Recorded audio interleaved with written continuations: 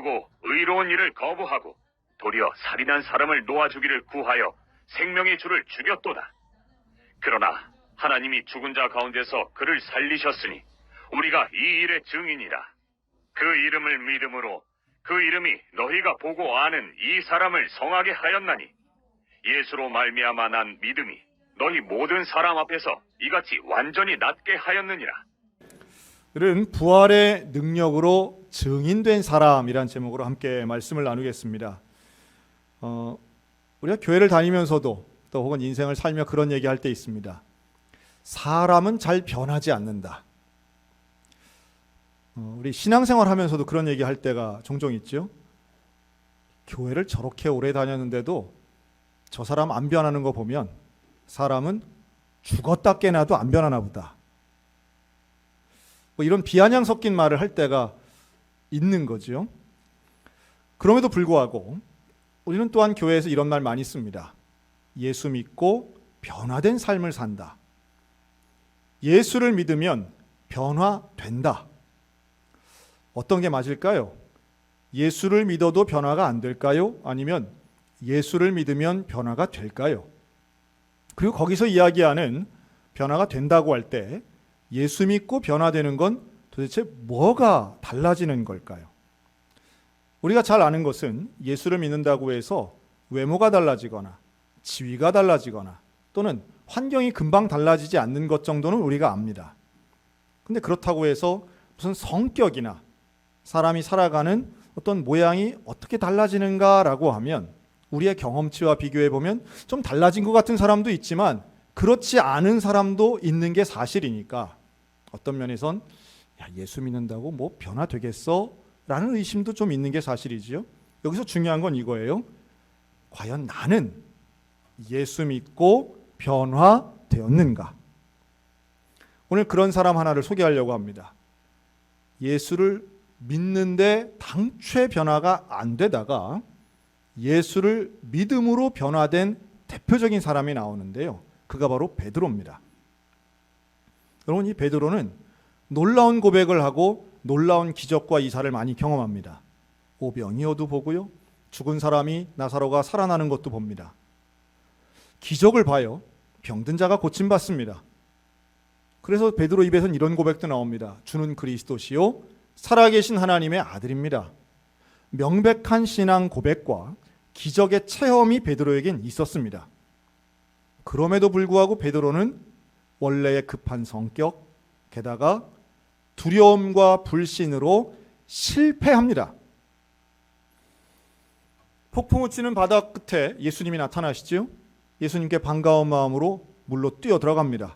물 위를 걷던 베드로가 바람을 보며 두려워해서 물에 빠집니다. 십자가를 치시기 직전에 예수님, 그런데 그 예수님 가까운 거리에서 한 여종의 질문 앞에 베드로는 완전히 무너지죠. 당신 예수의 제자가 아니요? 그때 베드로는 나는 예수를 모릅니다 라고 3번이나 부인합니다. 왜 부인했을까요?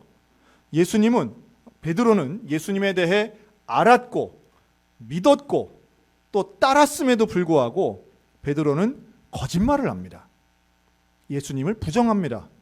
이유는 단순해요. 두려웠기 때문입니다. 예수의 제자라고 하면 자기도 예수님처럼 매질당하고 고문당하고 감옥 들어가고 죽을까 봐 두려워서 그는 거짓말을 해요. 그리고 떠납니다. 그는 다시 어부가 됩니다. 제자였던 사람이 원래 어부였지만 제자가 되어 예수를 따르던 사람이 다시 어부로 돌아간 거예요. 그는 변화하지 않았습니다. 어떤 면에선 변화된 것 같은 줄로 알았는데 변화되지 않았던 거예요. 자, 그렇다면 예수 믿고 변화한다는 게 과연 뭘까? 오늘 본문에 나오는 사도행전 3장에 나오는 베드로는요, 그런 놀랍게도 복음서에 나오는 베드로와 전혀 다른 사람으로 나와요. 그는 더 이상 두려움이 없어요. 그는 확신에 차고 담대하고 예수 그리스도를 증거하는 사람으로 나옵니다. 성전 미문에 앉아있는 안진뱅이라고 그러죠. 이 보행 장애인을 만납니다. 구걸하는 그가 이 베드로를 보면서 혹시 뭐라도 얻을 수 있나 하고 볼 때에 베드로가 그러죠. 내게 은과 금은 없거니와 내게 있는 이것을 내게 주노니 나사렛 예수 그리스도의 이름으로 일어나 걸으라. 그랬더니 놀랍게도 이 앉은 병이 일어나 걷는 거예요. 기적이 일어난 거죠. 사람들이 놀라워서 베드로를 막 주목해 봅니다. 그때 베드로가 사람들을 향해서는 이렇게 말합니다. 왜 우리를 주목하느냐? 개인의 경건으로가 아닌 오직 예수로 인하여 난 믿음이 이같이 완전히 낫게 하였느니라. 우리의 경건 때문이 아니라 예수를 믿는 믿음을 통해 치유가 된 것이고 기적이 일어난 것이다. 어떻게 이런 변화가 일어날까요? 오히려 공회에서 끌려갑니다. 끌려가서 거기에서 베드로는 위협을 당합니다. 마치 십자가 지시기 직전의 모습과 비슷한 장면인데요. 그런데 그때 베드로는 공회 앞에 선 베드로는 전혀 다릅니다. 어떤 위협 앞에서 너 예수의 부활을 얘기하지 말라고 하는 제사장과 장로들의 위협 앞에 그는 이렇게 말합니다. 우리는 보고 들은 것을 말하지 않을 수 없다. 우리는 이 모든 일의 증인이다. 뭔가 달라진 거죠. 변화의 이유가 있습니다. 기적을 경험할 때는 변화하지 않았던 베드로가 사도행전에 들어서면서는 확실히 달라진 걸 보여줍니다. 무슨 차이가 있을까요? 여기에는 베드로의 특별한 경험이 있는데 그게 바로 부활에 대한 경험입니다. 베드로는 부활을 보고 부활을 경험하고 부활을 믿은 이후에 완전히 달라집니다. 제가 교회 안에서도 이런 분들을 봐요. 믿기는 하는데 뭘 믿느냐 하면 첫째, 하나님이 계신 것을 믿는 사람. 여러분, 하나님이 계신 것을 믿는 것은 조금 극단적으로 얘기하면 이슬람도 믿습니다. 여러분, 무당은 귀신이 있는 거 믿을까요? 안 믿을까요? 믿습니다. 무당도 귀신을 믿습니다. 표현이 좀 달라서 그렇지 무슨 큰 귀신, 군대 귀신 이런 말은 무당들도 합니다. 성경적 하나님 개념에 가장 가까운 사람으로 본다면 유대교가 있습니다. 유대교도 하나님이 계신 것을 믿습니다. 즉 창조를 믿는다는 거예요. 천지 창조를 하나님이 혹은 신적인 존재가 했다고 하는 것은 타종교인들도 믿고 우리가 좀 적대시하는 사람들도 믿습니다. 그러면 우리와 다른 신앙은 뭘까요? 우리는 뭘 믿고 뭘 더 믿어야 됩니까? 자, 여기에서 우리의 신앙이 창조를 믿는 데서 멈춰 있는 분을 저는 가끔 봅니다. 하나님이 계신 거 믿는데요. 하나님이 천지 창조하신 걸 믿는데요. 그런데 가장 핵심적 사항, 가장 중요한 우리 개신교만이 믿고 있는 것, 그것은 바로 예수 그리스도의 부활인 줄로 믿으시기 바랍니다. 예수님의 부활을 믿어야 그게 그리스도인인 거예요. 그런데 의외로 예수님의 부활에 대해 모르거나 무관심하거나 믿지 못하면서 하나님이 계신 걸 믿으니 나는 구원받았어 라고 착각하는 분들도 있더라는 거예요.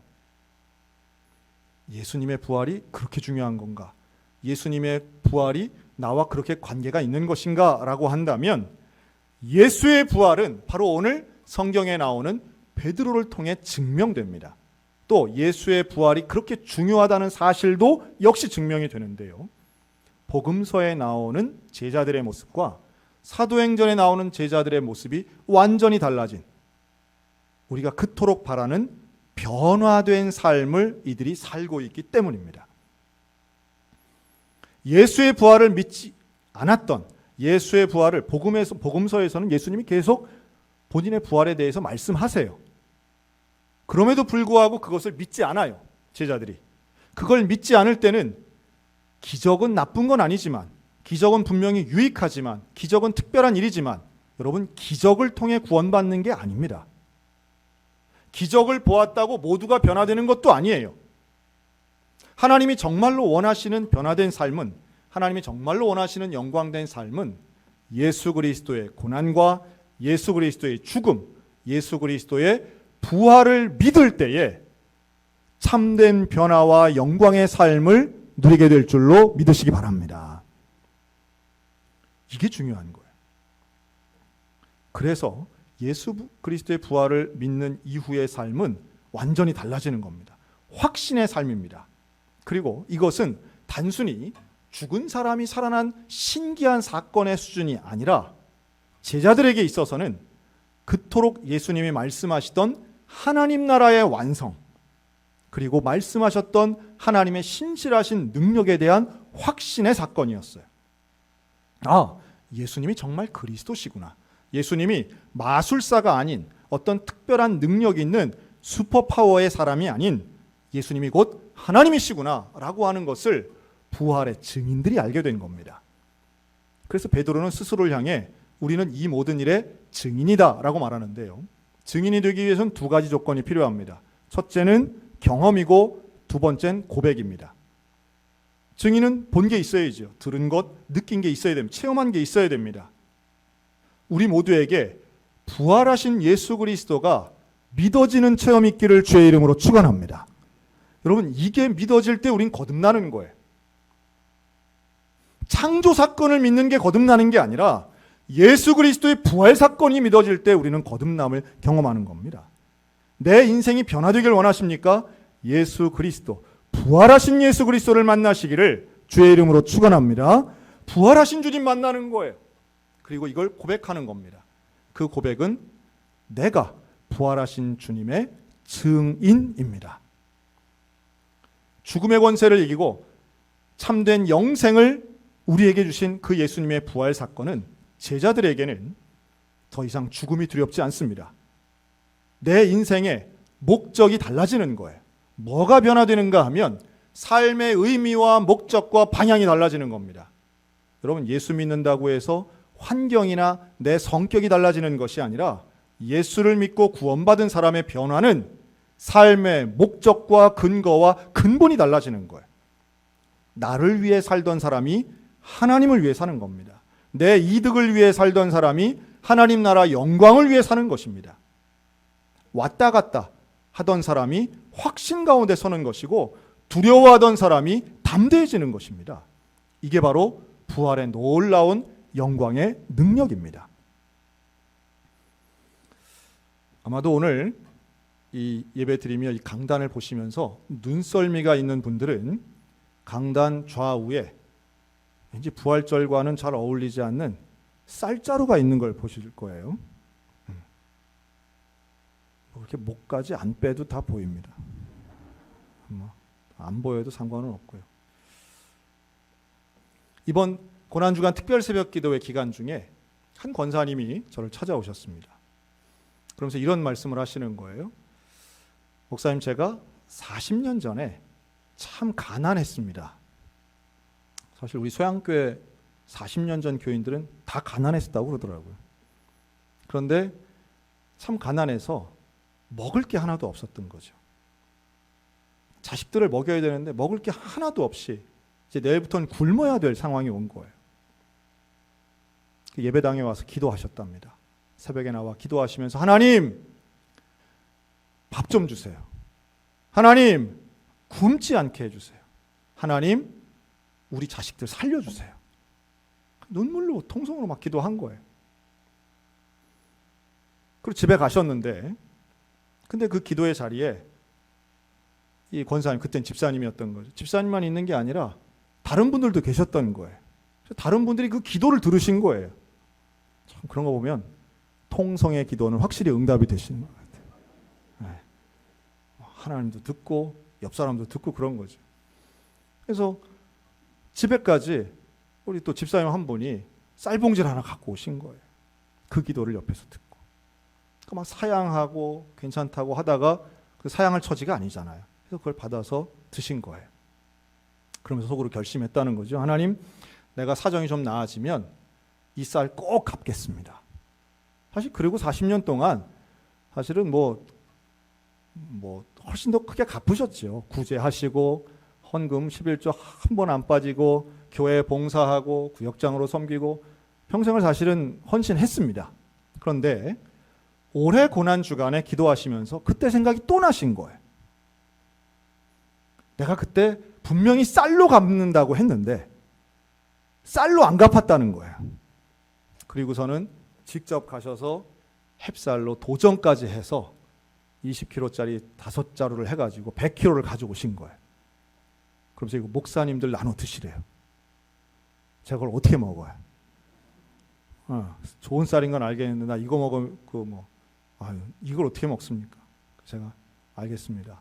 제가 권사님하고 철석같이 약속, 절대 이름 얘기하지 않기로 제가 약속을 했어요. 설명 조금만 하면 누군지 다 알아. 누군지 알면 또 은혜가 깎이더라고요. 그거 희한하죠. 그런데 그래서 쌀을 제가 이렇게 강단에 올렸어요. 저는 확신하건대 그 권사님 그때 쌀 봉지를 받았다고 해서 그분의 가난의 문제가 해결된 건 아니에요. 그 이후에 40년 동안 온갖 어려움의 문제들 계속 있었어요.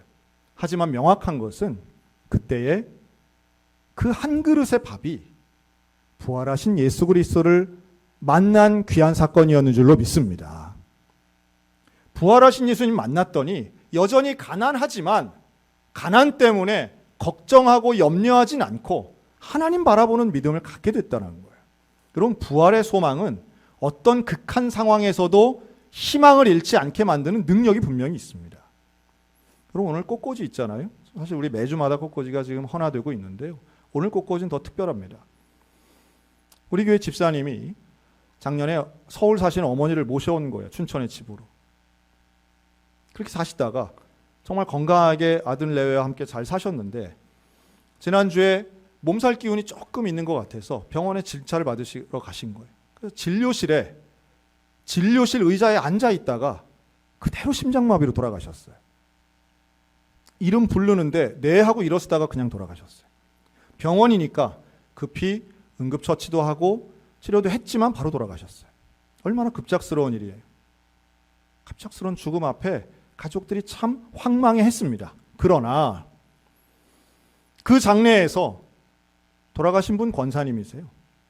명예 권사님이신데 그러나 가족들이 슬프기도 하지만 또 다른 면에서는 부활의 주님 바라보며 죽음에서도 의미와 은혜와 위로를 받은 것이 감사해서 오늘 꽃꽂이를 한 거예요.